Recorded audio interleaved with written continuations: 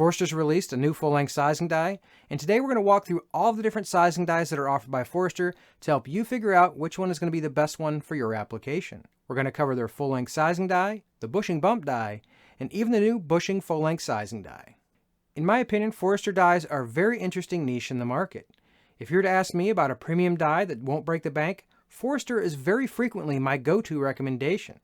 I've bought several of the dies, as you can see, and I've never been disappointed. While they're not custom dies, they are certainly a premium die, at least in my opinion.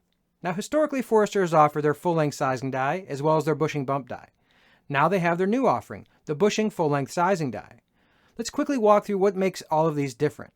The first die we're going to go over is the full-length sizing die. This is going to be your I want to just size anything and have it work type of die. The performance of this die is very good.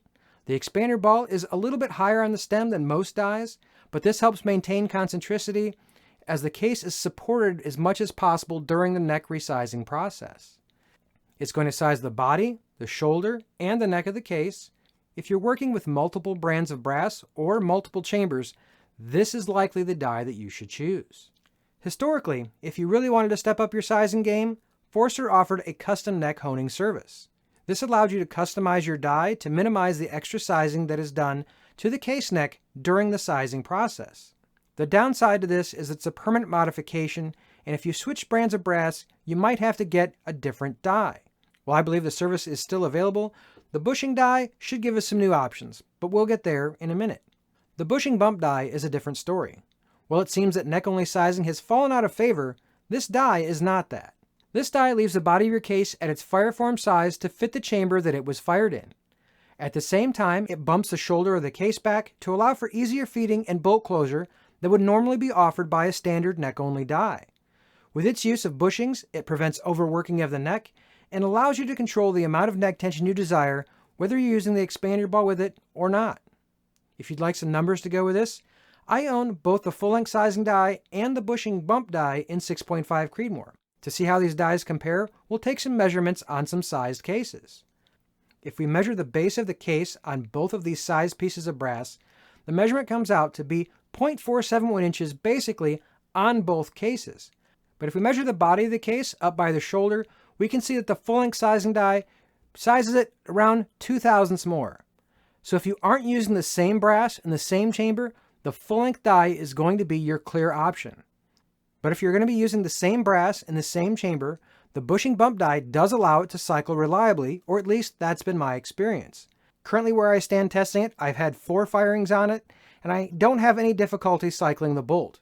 That cannot be said for some standard neck-only sizing that I've been testing. Would I use it on my hunting ammo? Probably not. But a fun day at the range, I certainly don't see a problem with the bushing bump die, but you'll have to be the judge. But when we talk about the bushing full-length sizing die, I think we're going to be getting the best of both worlds. No matter what option is best for you, all these types of dies, as well as the bushings for them, are available at our channel sponsor, Midway USA. The example of the new die that I picked up is in 7mm PRC. I picked a model that came with 3 bushings, though to be honest, I wasn't sure which 3 bushings it was going to come with. Forster does offer these without any bushings at all. You can buy an individual bushing if that is the way you would like to go. Forster, when they're picking out your dimension, recommends you subtract at least 2 thousandths from your loaded neck diameter. If you'd like a little bit more neck tension, 3 thousandths. In this particular case, my loaded round was 314 thousandths for 7mm PRC, and so the 312 would be my first pick. However, the next option down is 310. So I picked up an additional bushing that's 311. So at this point I have 308, 310, 311, and 312 that I can test. Some additional features of the new die that I think are noteworthy is the new dies are coming with the upgraded lock rings. In addition to that, there's also what I assume is a laser marking down the side of the die that will help us make sizing changes much easier. While these are 2 small changes, they certainly make the dies a lot more usable. At the moment when I'm releasing this video, there isn't a huge range of caliber offerings that the new dies come in, but I'm sure more are coming. I've done some seating force testing in 6.5 Creedmoor, comparing the force from a standard die as well as the bushing die, and the bushing dies took less force initially as well as were more consistent. So I'm very interested to see what this looks like in 7mm PRC. If you're thinking about picking up one of the new bushing full-length sizing die kits, last I saw, Forster updated their website to show which ones are going to come with it.